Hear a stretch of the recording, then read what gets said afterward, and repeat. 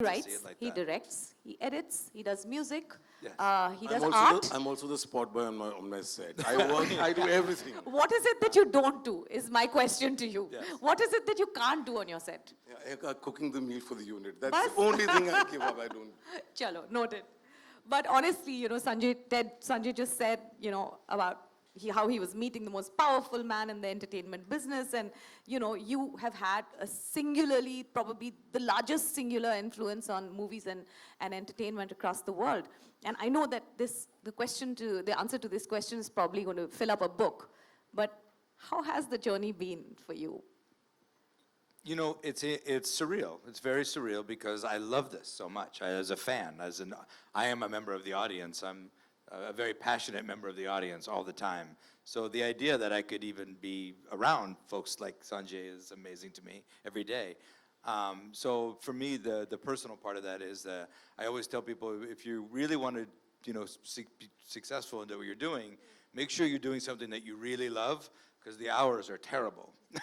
It's a lot of work, a lot of time, but it never feels like work if you're doing something that you love, and this is something I really love. And being able to understand how difficult it is. I mean, when you were describing the world to me in that first pitch, I'm sure 9 out of 10 places you went, they probably said, that's expensive. And you have to be able to see, yeah, that might be expensive, but it's also going to be incredible. It's also going to be spectacular. It's also going to be singular, which is always what you're looking for, is something that is singular. So. And would this be a good time to also ask you what the future of the entertainment industry is looking like? Well, look, I have no more insight into the future than anybody else. I do think what is happening over time is that people, the influence that the internet has had on entertainment is mostly that audiences have come to expect things like everything else in their life. When they want it, where they want it, how they want it, more control over it. Spoiled silly. Yeah, and I do think that this idea of walking into a movie theater and surrendering for 2 hours, as much as that is a romantic thing that I love to do as well, most people in the audience now are watching the movies for the first time at home. And when they're doing that, the dynamic is very, very different. So you see a movie in the theater and it's much, much bigger than you. You're about 5'7", 5'10", 5'11". Movie's 60 feet tall sometimes. And it starts exactly what time it says it's going to start, and you better be in your seat or you're going to miss it. And you don't touch your phone, and you don't talk to anybody. All those get that popcorn really fast. Oh, definitely, and all those things are really wonderful. But the way the audiences are experiencing movies now, for the first time, sometimes they're at home and they're more comfortable, but they're a little more distracted. And more importantly, they have, at the click of a button, they can watch anything ever made. And yet they've chosen to watch your movie. And so that the audience, what we owe the audience is to make good on that choice, so that they don't push that button and watch something different. And it isn't, by the way, you don't have to trick them, you don't have to make it explosive and all that. It has to be more compelling. So I think movies at home have to be more compelling than movies in theaters, because the audience is a little more distracted all the time. And that's not a bad thing. Throughout history, we always have to kind of meet the audience where they are, and increasingly that's where the audience is. So I think leaning into that instead of fighting it would be a helpful thing, and understand that we're all in service to the audience wherever they're watching, on whatever screen they're watching. We have to please the audience always. That's a lot of food for thought, and I would love to get a filmmaker's perspective on it, but we keep that for a later date. Sanjay, back to you. Your films have always touched on a very crucial, they always have a larger-than-life backdrop. They touch on important aspects of history, and yet your stories are very character-focused and very human story-focused. What is your process? How do you go about, I'm not asking you about your process, but how do you go about researching these wonderful worlds that you create? I mean, some of them are just so unbelievable. I mean, when you're making a historical in our country, you have to be very careful. So yes, you need to get your facts right, and that is where my research ends, because most of it is imagination, most of it is how I see the period. I do go and see the architecture. When I go there, then I start dreaming my own extra pillars and own extra roofs and own extra carpets. So it's done, but it's not really so detailed as a research, because I find research very boring. I, as a filmmaker, am not set out to make a documentary that I wanted to be exact. I want my impressions, childlike impressions, grown-up impressions, heartbroken lovers' impressions. I want all that to come into the film rather than just document it and research. So I start with making a song. When the song falls in place, then I imagine the whole song unfold.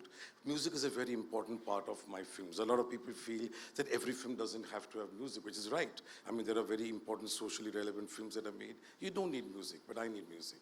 I've grown up listening to music and that's it. So if anything I need to go to inspiration for is music. So music starts, that's my research.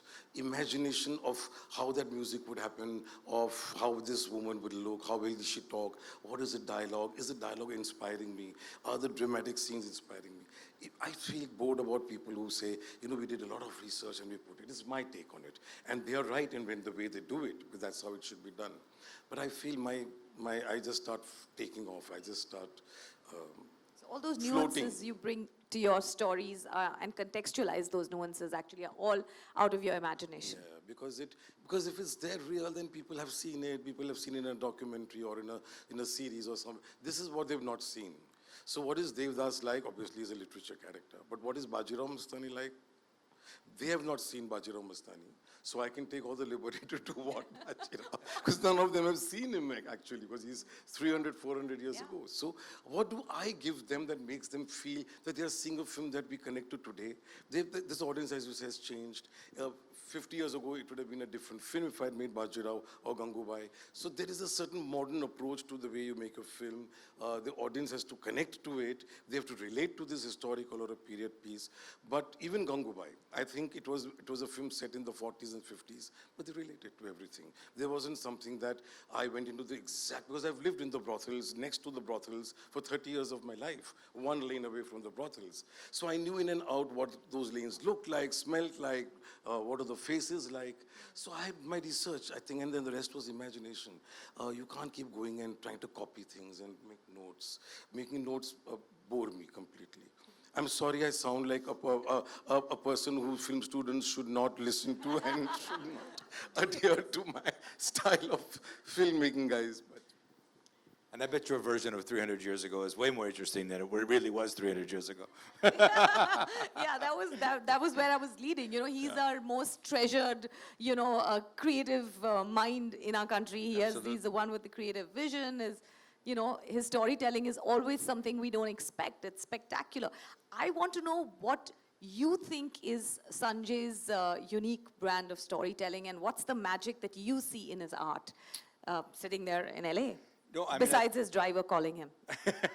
I mean, I think I've said some of them, but I think it's that the range of the work. I mean, for me, when I think of your career, thinking about silence, thinking about Black, thinking about Gungabai, thinking about this and the difference, they're wildly different storytelling. It's wildly different worlds that you're building out, and this ability to strike that right balance between style and drama and substance and how you move a story.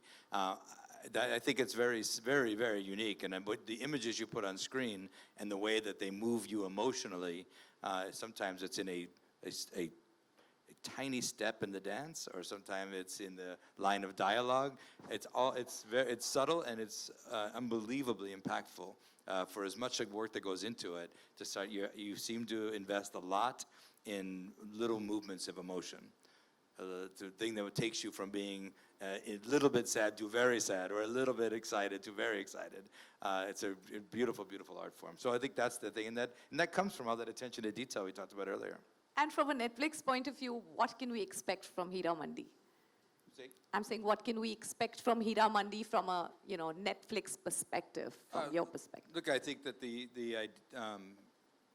version, to be the clearest, cleanest version of what it is. I mean, the purest sense, in every bit of the purest sense, and that the fact that we can offer this that will thrill audiences in India, and for many people, it'll be the first time they see anything like this in the world, and the excitement around that we can provide is thrilling.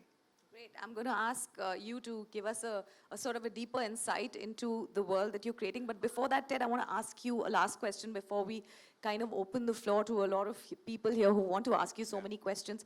So you deal with world-class storytellers, okay, people who are almost iconic in the kind of work they make. But at the same time, how do you find the balance between being a hands-on person and at the same time giving the artist his creative freedom? And what is the right balance? Because you are at the end of the day making stories that transcend boundaries. Yeah, I mean, I think the real art of what we do, Monica here, who heads up all of our content in India, shares this same view, this idea that basically our role really is to hopefully pick the projects and pick the storytellers and then give them the tools to do the best work of their life. And if we picked well on both of those fronts, that's really where our art begins and ends. So mostly we're here to empower and we're here to help, because I do think if we choose correctly, the storytellers want to connect with the audience and they do want help.